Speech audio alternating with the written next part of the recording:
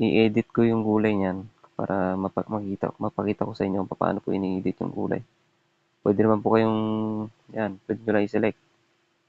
O kaya ito, yan, ganyan lang po yan. Ang kagandahan po kasi dito sa file natin na barangay boundaries, makikita po natin kung gaano po kalaki ito tulad nitong sample natin, Port Barton. Pag kinlik ko po yung location, lalabas po yung details. Ayan o. Yung land area niya po, makikita mo kaagad. Yung length niya ay nasa 114.75 kilometer sa area po na kinlik po natin.